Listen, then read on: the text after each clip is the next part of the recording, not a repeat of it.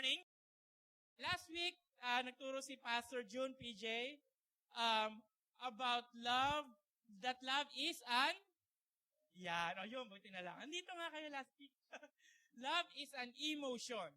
Alright? Na ibig sabihin, love is beyond our feelings. Amen? Kahit hindi mo feel ang katuruan ng ating Panginoon, you still love. Because it's not based on feelings.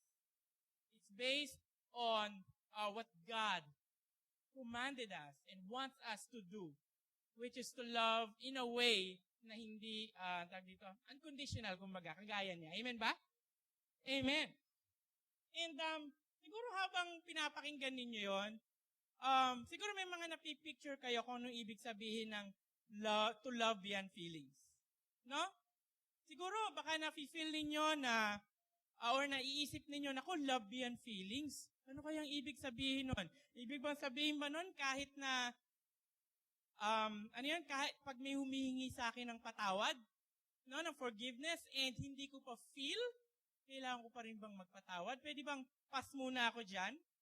No, naka-experience ka ba yung gano'n na minsan may humihingi ng patawad sa'yo pero di mo pa feel? No? Bukong hawakan. I hate you. No, di ba may mga ganon na, pero love beyond feelings is that, yes, even if it's difficult, no? Because that's what God wants. And by faith, we would forgive that person. Or maybe it's the other way around. Maybe ikaw ang may sala. Yari. No? Would you be able to ask for forgiveness? Would you be able to say sorry? No? Minsan may mga sitwasyon na madali yon. Pero minsan, what if yung magsasorry ka, kunyari, sa anak mo. Your parent ka, magsasorry ka sa anak mo. Dali, magulang ako. So to speak, magulang. So, di ba? Mga ganung mga maaring resulta kapag you love beyond feelings. Or maybe you would admit fault. Maaring di ka sanay doon. Feeling mo, alam mo lahat. And then, someone would point yung fault sa'yo, would you say, ay, nagkamali ako? That's just, a few things that I would say mga resulta or mga dapat na mangyari or practice mo because you're loving beyond feelings. No? Tatlo pa lang yon. If I could ask, survey, mare, sa ilan sa inyo, alam ko na pwede pa, makakapagdagdag pa tayo ng maraming mga bagay doon sa listahan na yon. But hindi ko naman gagawin yon for the interest of time. Pero, why do I need to emphasize itong mga bagay na ito? Bakit? Kailangan mag-forgive, ask for forgiveness, admit fault, at iba pang mga bagay. Hindi lang para sabihin sa inyo na mahirap magmahal ng beyond your feelings. That's not my point. My point is hindi, napakahirap talaga niyang, grabe. Wala ka na magagawa. Asa ka pa. Ha? Wala, hindi mo kaya yan. Hindi ganun. What I want to point out is this. Last week, we are already convinced that the will of the Lord for us is to love beyond feelings. Amen? Do you agree? Amen. What now? That is always a question. Because for a lot of us, maybe the word is stuck here. May bara. Kailangan ng liquid sosa para matanggal yung bara. Alright? Andito lang. You see, God wants us to process it. Yes, here. No, hirap naman ng hindi mo pinag-iisipan. But you make it or hayaan mong pumunta sa puso mo and then hayaan mong ma-apply mo. So, yun yung question natin ngayon. Love is an emotion, yes. Love is beyond feeling, yes. So, paano na ngayon? Anong gagawin ko? What should I do to love beyond feelings? Again, love beyond feelings, it's not something that ikaw mismo trying hard you will do. You need God, right? Amen? You need God's grace. You need God's empowerment to do it. Amen? But you should cooperate. So that's love in motion. So, are you ready to listen to God's word this morning? Amen. So let's open our hearts and let's pray. Heavenly Father, we thank you for this time. Thank you, Panginoon, na kami ay dinila mo rito, Panginoon. It's not an accident that we are here. And by your grace, we are here na nakapagpuri kasama ng iyong bayan, Panginoon. And that we are here, Lord God, a great privilege to hear your word, O God. Open our hearts, Panginoon. Huwag niyong gawing matigas ang aming puso. Because, Panginoon, ay open mo ito at hayaan mong i-transform ang puso namin, Panginoon, upang sa ganun there will be life change. Hindi lang po mga kaalaman ang makukuha namin sa umaga nito. And I pray for myself, Lord God, use me, Lord God, as your humble servant. Nawa maipahayag ko ang iyong salita ng may linaw, Panginoon, at talaga maintindihan ng lahat upang sa ganun they would really o maa-apply po nila ito sa kanilang buhay, Panginoon. So, we thank you once again. We praise you in Jesus' name. Amen and amen. Alright. Kilala niyo ba yan? Sino nga ba yan? Si Woody. Pero, bukod dun sa taong gumagawa niyan, alam ko familiar kayo, anong ginagawa niya? Okay, selfie. Naku, usong-uso sa atin yan. You know?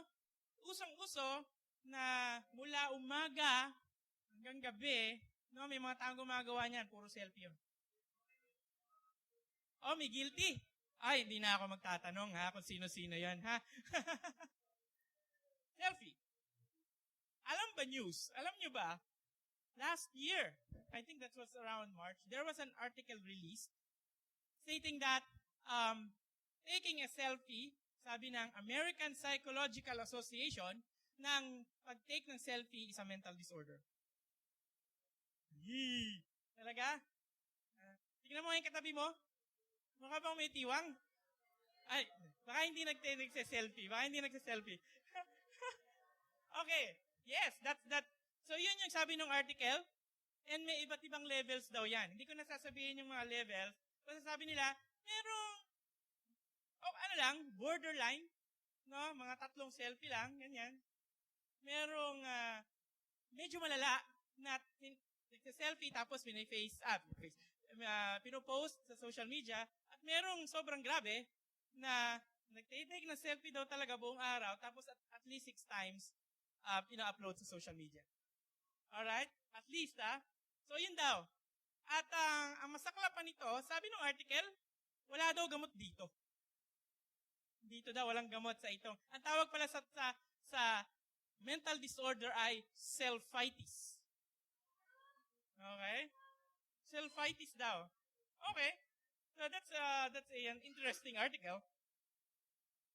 And, ito pang concerning. Top 10 selfiest city. Meaning, mga lugar sa buong mundo na marami nagtitake ng selfie. Top 10. 3 city in the Philippines nasa top 10. Number 1, top 9. Cebu City. 99 selfie takers per 100,000 people. So, ang nag-release ng info na to is Time Magazine. So, hindi ito parang gawa-gawa lang. So, there, 99 selfie takers. So pag nagawi kayo sa Cebu, ingat-ingat kayo, Baka may biglang pumablot sa iyan or something. Sorry. Ito naman malupit. Hindi top 7, hindi top 5, top 1. Selfiest center in the world, Makati City and Pasig. So, magkadikit sila. 258 selfie takers per 100,000 people. So, kung sinasabi ng article about the mental disorder at itong data na to, I think we need to ask the government na palakihan na yung Mandaluyong loob. Ang tingin niyo? No? I think so. Pero ito yung catch. Okay, ito yung catch. Ayoko naman kayong takutin ng gusto. Ito yung catch. Peki lang yung article about the mental disorder. Okay? Kulang. Pwede ulit mag-selfie mamaya. Okay? Alright? Peki lang yun. So, palang pinablish lang yun na isang website na, more on the creative news. Creative writing, hindi talaga news. Okay? So, pwede na huminga ng malalim. Inhale, exhale. Okay, wala kayong sabit. Okay, so, pero, peke man yun, alright? Peke man yun. I think taking selfie is a sign that on our society, napakarampan talaga yung pagiging pag-focus sa sarili. You know, I'm not saying na kasi nagse-selfie ka, masyado kang self-absorbed. Hello. Ayan, hindi ko alam ano nangyari. So, ano siya, masyado kang self-absorbed or may term sila ng tinatawag na narcissistic or something. Basta, self-absorbed. hindi ko sinasabing ganon. What I'm just saying is maybe that's just one of the signs that you are too much focused on yourselves. Right? I mean, hindi na natin kailangan tumingin sa Facebook to see that. Yung mga selfie to see that. May nakita akong picture sa Facebook. An elderly man nakasabit sa jeep. Natanda siya nakasabit sa jeep. No one even bothered to offer a seat dun sa loob. Or another, I think it's a video, na sa airport, so usually sa airport, di ba, meron kang bagaheng dala-dala, may gulong yan and everything. So meron isang lalaki na, ganon, naglalakad, and then, because dun sa kanyang luggage, may napatid siya na babae. Umbrelong yung babae. Ano sa tingin ginawa ng lalaki? Wala. Tuloy-tuloy lang siya. So, that's just a few things that I would say, mukha na nga talagang ang attitude na very rampant today is yung attitude ng me, myself, and I. It's what I want, it's what I get. Huwag niyo akong pigilan. Pagkakaalaman tayo. So that's the reality. That's what's happening. And if we just take a look at ourselves as well. Di ba? I can safely say naman na first, so maybe may mga ilang pagkakataon that we also, sometimes na parang iniisip natin, paano naman ako? Right? No? Hindi porket nandito tayo sa church, umaattend tayo, ay ligtas tayo dyan. No. Alam niyo tawag doon sa attitude ng me, myself, and I? Right. It's thinking that you are better than others so that kung anong gusto mo at kung naiisip mo, ikaw na lagi ang tama. Alright? And again, even here, even Christians experience that. Right? Ibig sabihin, di ba? What if a person asks you for help? And you also have needs of your own na kailangan ding i-meet. Should you help that person? Depends. Kung ano yung estado mo ngayon. Ma-pride ka ba? O hindi? And I believe this is a timely message from the Lord. Because we're talking about love in motion. One of the key so that we can really be we can practice love in motion or emotion is humility. Amen? Ang kabaliktaran ng pride is humility, and that's what we need precisely. It's not focusing on ourselves, but focusing on others. So that's what we will learn today. And here in yung passage na babasahin natin. So medyo mahaba, hopefully ma-explain ko na hindi masyado ako nagmamadali. Philippians 2, 1 to 18. Okay, so 18 verses. So, okay lang ba sa inyo mga hanggang 2:00? Tara na po, tapos na po tayo. Hindi. So, mabilis lang. Alright? Philippians 2:1-18, so that's a letter from Paul to the Philippians. So, to give you a background, Philippians, siyempre taga Philippi, which is in Greece. During that time, the Greeks, hindi sila, sabihin na natin, hindi nila tinatanggap yung quality ng humility. For them, humility, being humble or yung humility is shameful. Anong binavalue nila noon? Freedom. Yun. Pinsan mo, mga Greeks, mga matatapang or something. Freedom sila. Ayaw nila na may sumasakop sa kanila. And it's interesting that Paul is talking or sending this letter to them. Sinasabi niya sa kanila, you need to be humble. Alright? For a people na hindi nila kinikilala yung pagiging humble, here, Paul is talking to them, be humble. Alright? And again, maaaring hindi man tayo mga Greeks, pero I think, feeling ko, hindi masyadong uso yung humility sa society natin. Amen? Hindi masyadong uso. So that's why this lesson, this message is really relevant sa panahon na ito. So let's look at the passage. Before we look at the passage, here's how humility helps. So we can love beyond feelings. So humility empowers us to love beyond feelings. Empower means, nabibigyan ka ng power. Maaaring di mo kaya, because of humility, nakakaya mo. So humility empowers us to love beyond feelings. Philippians 2. Therefore, if you have any encouragement from being united with Christ, any comfort from His love, if any common sharing in the Spirit, if any tenderness and compassion, then make my joy complete by being like-minded, having the same love, being one in spirit and of one mind. So as you see itong passage na to, ito yung tinatawag na conditional statements. So dito, sinasabi ni Pablo sa kanyang mga audience, hindi ko sinasabing nagdududa ako sa inyo. Sabi ni Pablo, hindi ko sinasabi na meron ka bang united ka ba in Christ, may comfort ka ba from His love, may sharing ka ba in the Spirit, may tenderness and compassion ka ba. Ang sinasabi dito ni Paul, alam ko na meron kayo nito. Because you are a believer in Christ, I know that you are united with Christ.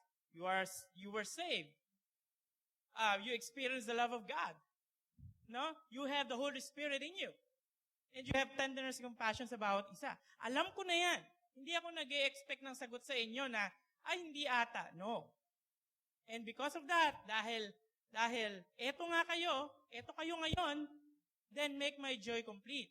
Eto ngayon yung resulta nun. Magiging like-minded, meaning you are in agreement sa nais ng Panginoon. No? Ano ba yun? Having the same love. Meaning, yung love ng Panginoon na na-experience nila, they also share it with others. Being one in spirit and of one mind. Meaning, they are in harmony and they are in agreement or one sa purpose ni Lord for them. Have you heard a cappella singing? A cappella? Okay, sige. Nakarinig na ba kayo ng a capellang sablay? Yes. Actually, ako hindi lang nakarinig. Ako mismo, kasama ako dun sa nag-acapella. Sablay. No? At ito pa, may nag-record. So, may ebidensya.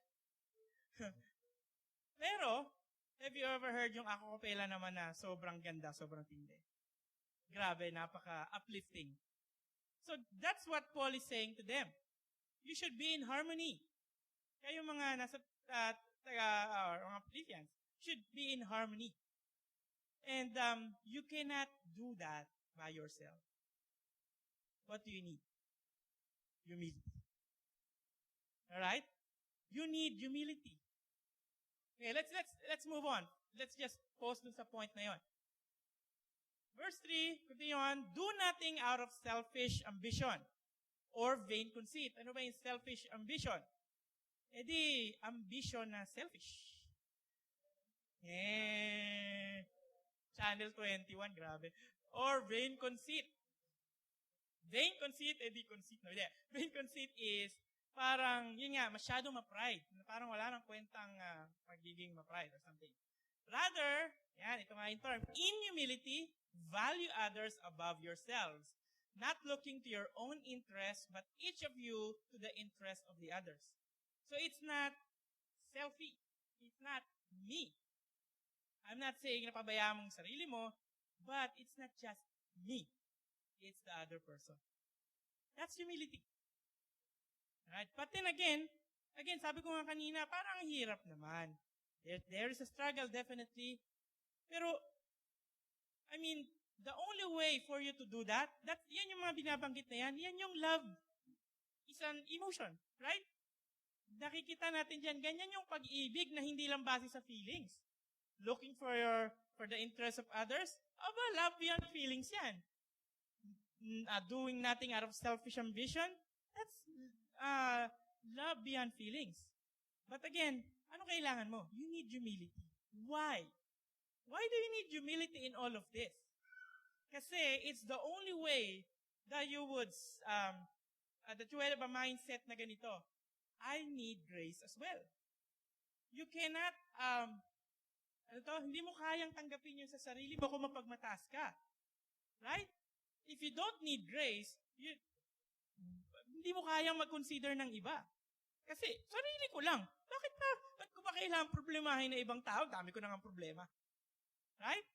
But in humility, Lord, kasalanan din ako eh. You saved me. I know that your grace is abundant and that I have experienced that. Lord, grabe, ang lupit ng pagmamahal mo sa akin. And because of that, then, I would be able to love others. I have the Spirit that enables me to love beyond feelings.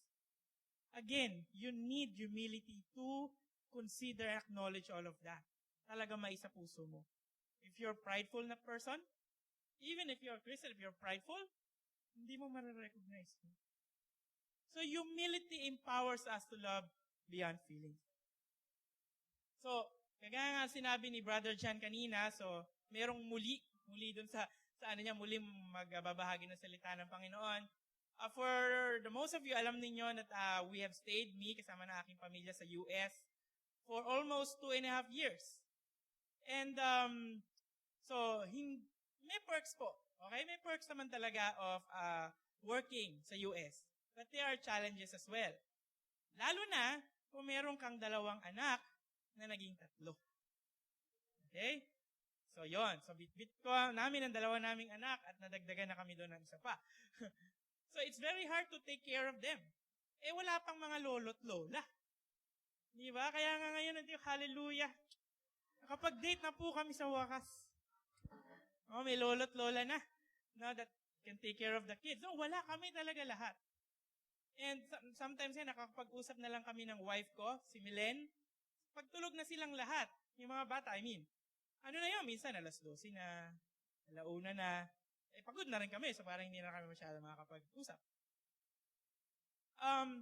Challenge din yun, kasi nakaka-drain naman, hindi ba? So sometimes we are so drained, it affects our relationship, or affected our relationship. Meaning, medyo dumami yung conflicts. Right? Medyo dumami yung conflicts. Kasi sa US, yung work ko doon, so pinadala ako doon for work, isang araw lang ako pumapasok sa office, the rest nasa bahay ako nagtatrabaho. So palagi yung magkasama. So ang dami opportunity ng conflict. Grabe. Pwede bang pumasok na lang araw-araw? Pero, ganun. And, so with that, minsan, papansin ko mga pag nagko-conflict, kahit yung mga maliliit na bagay lang, napagko-conflictan pa namin. Diba? Kahit yung mismong chores lang sa bahay, yung, siguro makakarelate yung mga nagkaanak dito, no? Yung 3 yan, so yung isa pupupo, gasa mo naman. Pagkatapos ng palitan, ito pa isa. Ito pa pangatlo. So, yung mga ganon. Ikaw naman, kanina pa ako nagtatrabaho ko. Diba, mga ganon. Mga ganon maliliit yan na pagko-conflictan namin. Pero what I notice is, dun sa conflict namin, even yung attempt namin to resolve it, minsan sumasablay pa. Bakit? Personality kasi, kapag may conflict, pag-usapan na natin yan ngayon na. Baliktad si Milen. Si Milen naman, sandali lang, bigyan mo ako ng space. Hindi, pag-usapan na natin. Bigyan mo ako ng space. Kaya nangyayari tuloy, sa sobrang pilit ko sa kanya, minsan, mas lalong lumalala. Pwede, yari na naman tayo nito. Pero, isa sa mga natutunan namin is once, kapag we begin to consider the other person, ako, consider ko si Milen ako consider niya ako dun sa conflict namin, dun pa lang nagkakaroon ng resolution. Kasi, pag nakikita natin, siguro baka ganito siya. Siguro baka may ano ba yan, yung kada linggo kada buwan sa mga babae na, yun, alam niyo na yun. Di ba? Baka ganun lang, kaya medyo moody. Or maybe si Milen would say, siguro baka pagod sa trabaho. Baka, maraming pinapagawa ang boss niya or something. Basta, kapag ganun na yung sitwasyon, now, we begin to consider each other. Doon nakakaroon ng resolution. Because if you, again, humble yourself and you consider others, you're empowered to love beyond feelings. You're empowered to forgive. Sorry na. Forgive. Sorry na din. So, humility empowers us to love beyond feelings. So, the question is, kamusta na tayo? Humility, napaka-broad topic yan. And alam ko, napakaraming application yan. But one application that I think is very appropriate is in our conflicts, in our relationships. What if nagkaroon ng mga pagkakataon, o magkaroon ng pagkakataon na maaaring may masabi si Mister, hindi man sinasadya, pero may nasabi siya, doon ka sa labas, huwag ka nang umuwi, nanda na yung mga damit mo dyan. Ganun na nga ba agad? Sobrang exaggeration. Pero, how would you react? Or si Mrs. may nagawa, minsan parang feeling ni Mister, parang na-disrespect siya. Would he magre-react ba agad? Galit na ba agad? Magwawala na ba agad? Or sa mga pamilya, sa nanay, tatay, at mga anak. Di ba? Paano pag may date? Sabi ni nanay, magstay ka rito. Maglinis ka ng bahay. Susunod ka ba? Wala. Parang may or magligpit ka dito or something like that. Again, let's think about that. Would you be able to, humble down? And instead of magalit ka agad, think about it. Bakit kaya nagawa ni Han yun or ni Babe yun? Bakit kaya nagawa ni Mommy or see? Maturity can be measured kung gaano ka kabilis mag-react sa sitwasyon. And again, if you apply humility, right, with the help of the Spirit in you, lumalaki yung gap na yon. And, unti-unti, instead na sumabog ka, you consider others. Amen? So that's one application, no? Sa mga conflicts natin, sa mga conflict resolution natin. Huwag natin pong isingit or yung under the rug, kumbaga. Huwag nating ibaon sa limot. Alright? If you're humble enough, then we need to talk. We need to talk about it and we need to forgive each other. So humility helps you to do that. Alright? So that's the first point. What's the second point? Humility encourages us to love beyond feelings. Kanina, empower. Ngayon, encourages us. Nag-encourage daw. Philippians 5, in your relationship with one another, have the same mindset as Christ Jesus. The same daw na mindset ni Lord. Ano ba yung naging mindset ni Lord? Who, being in very nature God, did not consider equality with God something to be used to His own advantage. Diyos siya, alright? Pero, hindi niya kinlaim, oy, Diyos ako. Huwag niyo akong, pako. Alright?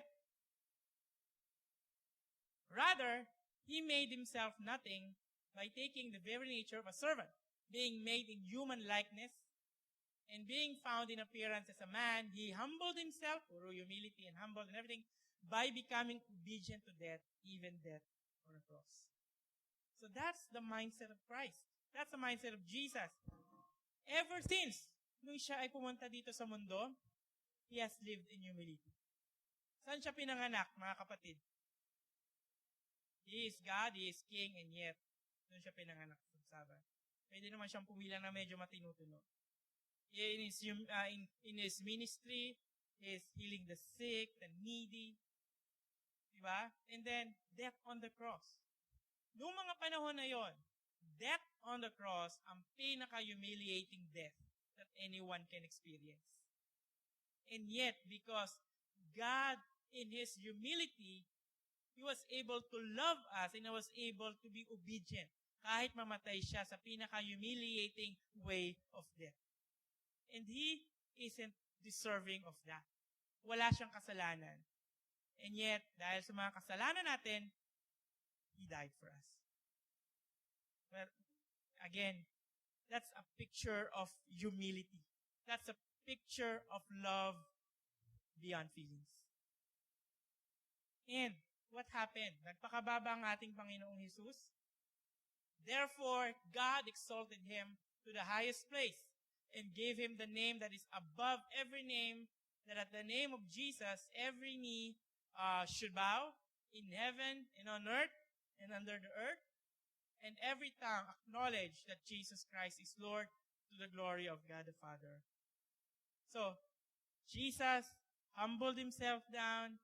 God lifted Him up. God exalted Him.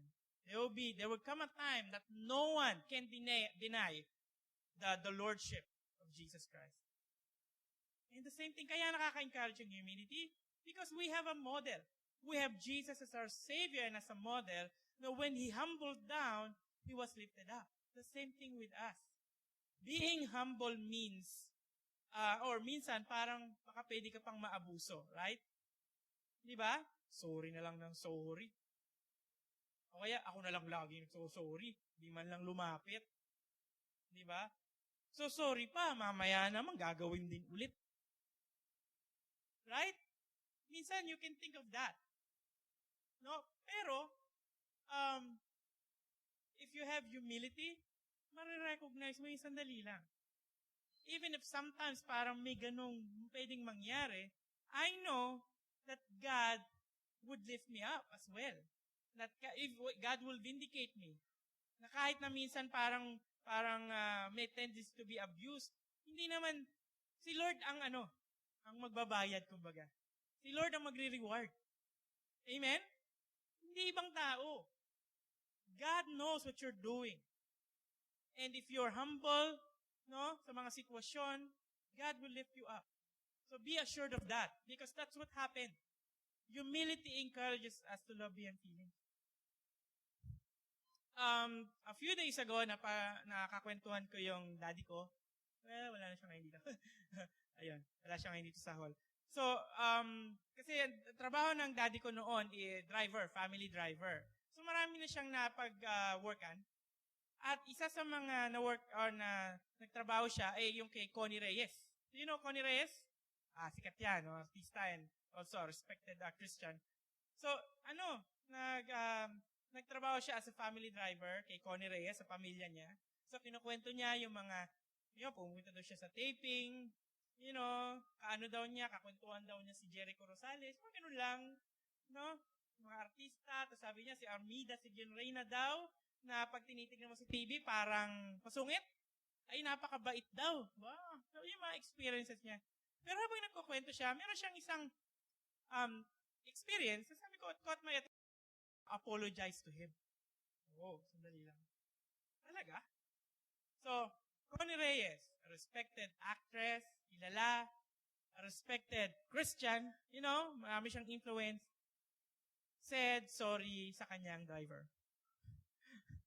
So, alam ko hindi perfecto si Connie Reyes, maaaring may nasabi siyang something, no, naka-offend kay daddy, or may nagawa na offend kay daddy. Sino ba dito perfecto? Sino dito perfecto? Wala, di ba? So, ganun din. Si Connie Reyes, hindi siya perfecto. Pero, talaga na-respect ko siya doon sa kwento na yun dahil, wow, grabe. Si Connie Reyes ay nagso-sorry sa kanyang driver. But that's a picture of what God is telling to us. Your position, kahit ano ko pa, has nothing to do with you being humble. Amen? Kahit magulang ka, hindi yung magulang, kundi magulang, parent. Alright? You should be able to admit fault sa mga anak mo. No? Amen ba? Amen. Or let's say you're a boss, hindi mo tatrato yung mga kasama mo sa trabaho na parang gamit lang, na parang, kailangan gawin mo to, slave driver, ito gawin mo, gano'n. Hindi. You would consider them. And you would treat them as a person. You would care for them. Siyempre, may trabaho yan. Oo, tama yun. Kailangan din kumita. Pero hindi lang puro ganun. And I think you can apply humility in that area. Sino dito mga parents? Yeah, marami. Mga boss, team lead, ano pa ba? Managers and everything. Wala. Okay. Pag meron, mag-a-apply ako ha. Hindi. um, ganun. So, humility encourages us. So, hindi lang naman doon sa era na yun, di ba? Pero ang ibig ko sabihin is, if you humble down, it is God that will lift you up. Amen? So, humility encourages to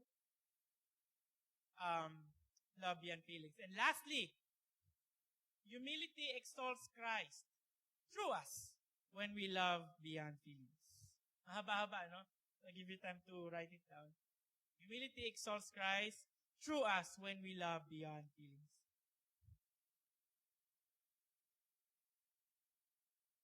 Kopya na lang kayo, kopya. Philippians 2:12, starting in verse 12. Therefore, my dear friends, as you have always obeyed, not only in my presence, but now much more in my absence, continue to work out your salvation with fear and trembling, for it is God who works in you to will and to act in order to fulfill His good purpose. That's a good verse, actually. No? Sinabi dito, work out your salvation. Hindi niya sinabing iligtas mo yung sarili mo. Ibig sabihin nun, na i-work out mo yung ginagawa ni Lord sa'yo. Be cooperative, cooperate sa ginagawa ni Lord sa buhay mo. Mga binabago niya sa'yo, mga pinapagawa niya sa'yo. And then verse 13 is a very powerful verse. For it is God who works in you to will and to act in order to fulfill His good purpose. Si Lord ang katulong niyo, mga kapatid. Amen? Siya mismo. Malinaw pa sa sikat ng araw. It is God who works in you. No? Kailangan mo lang makipag-cooperate. Again, there will be struggle. That's how God transforms us. May struggle. Yung malalaman natin na talagang somehow nag-grow tayo kasi may struggle. Kasi kung wala namang kwenta yung ginagawa ni Lord, hindi natin na-feel, talaga kayo nag-grow. Right? Pero may struggle. Pero si Lord yung tutulong sa inyo. And then in verse 14, do everything without grumbling or arguing. Ulitin ko do everything without grumbling or arguing. Pag may reklamo ka sa Meralco, do everything without grumbling or arguing. Bakit pag sunog yung luto ni Mrs.? Pag tutong yung kanin, tas itlog lang sunog pa. No. Yung pinakulang tubig, natuyo pa. So, do everything without grumbling or arguing. Struggle ulit yan. So that you may become blameless and pure children of God without fault in a warped and crooked generation. Mamaya, babalikin natin yan. Then you will shine among them like stars in the sky as you hold firmly to the word of life, and then I will be able to boast on the day of Christ that I did not run or labor in vain.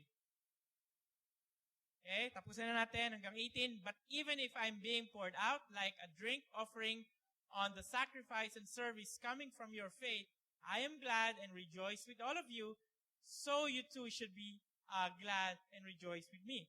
So I want to focus dun sa, dun sa part na, then you will shine among them like stars in the sky. See, if we live in humility, makikita ng ibang tao yan, mga kapatid. There's something different about this person. Bakit kaya itong tao na to sa opisina, pwede naman siyang may gawing mga focus para ma-promote? Why is it na hindi niya ginagawa yan? He's just, a hard worker and doing, things excellent. Bakit kaya itong tao nito napaka-pasensyoso? No? Bakit kaya itong kahit na minsan may mga bagay na nagagawa na against him or her, meron pa rin siyang grace sa tao. People will see that. Sino sa tingin niyo yung maitataas? Kayo? Maybe. Siguro kasama yon. Pero ultimately, it is God. Lalo na if they know that you are a Christian. Do anything without grumbling or arguing. Kapag people would see that, that's powerful. They would see, wow, Sino ba itong mga to? Sino itong grupo ng mga tao na ito that exemplifies that? Yan yung mga mananampalataya ng Panginoong Jesucristo. So, ngunit, magagawa lamang ninyo yan if you are humble enough. Alright? Na magpa-transform sa Panginoon. Diba? Kagaya nung sinabi kanina, work out your salvation with fear and trembling. Kung masyado kang mapagmataas at sabihin mo sa sarili mo, I don't need God. No? Parang siguro isang beses na water baptized ka and everything and then, tapos na. No? Pero yung mga decision mo sa buhay, walang part si Lord, then you won't be able to do that. Pero God is saying to you now, God is challenging each and every one na nandito ngayon na be humble enough to cooperate. I will transform you. That's the promise of the Lord. Amen? And again, it's not for your glory, it's for my glory, says the Lord. God will be exalted in and through you. Who wants that in your life? Amen. Definitely God wants that in your life as well.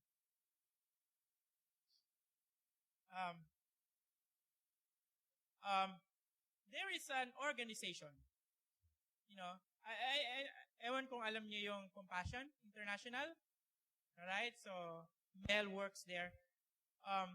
So I just, nag-research na lang ako ng konti about Compassion International. It's a Christian organization na ang ginagawa nila is rescue yung mga kabataan sa kahirapan. And they're doing that through local churches, yung mga churches sa iba't ibang parte ng mundo, including the Philippines, at doon nila hinuhubog yung kabataan, hindi lang financial, spiritual, para kumbaga sila ay maging lumaki ng mabuting Kristiyano. And that organization has really helped a lot. Ang dami na nilang natutulungan. I don't have the numbers with me, pero when I check their website, nandun lahat yon. Dami na mga natulungan nilang mga bata. That's the kind of shining that God wants us to do. No? Because we are here, in the four corners of this sanctuary, and this is good. God wants us to learn something. But I have said kanina, ang umpisa, hindi lang po dapat dito. It should be here, and it should kailangan lumabas. Ayaw natin na sarilinin. Kailangan lumabas. Again, if we're humble enough, then we can do extraordinary things for God. We will shine in this depraved and crooked generation. So that's a challenge. A big challenge, definitely. But again, something that God would help us to do. So again, ano-ano yung tatlong maitutulong ng humility so that we can love beyond feelings. Ano yung una? Okay, pangalawa? And pangatlo?